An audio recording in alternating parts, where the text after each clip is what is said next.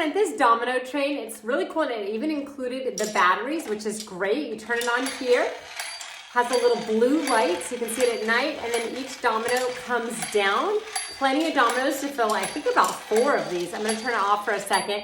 We have some set up. Oh, and to turn it, you could just use this, and that turns the wheel, so you can make it go in circles. This is some of the dominoes. Yeah, this is some of the dominoes, so really easy for your kids to stack it, and they can do patterns. And then we have, our floor has, it's not all flat, so sometimes they do fall down, but let me scoot back and get out of the way so we can see it in action. Woo!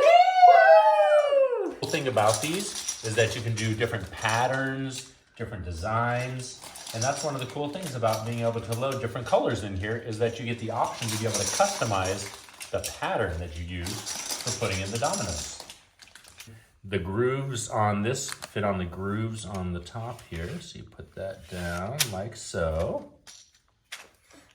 Can I do it first? And then you go through and put this on. Let's see here.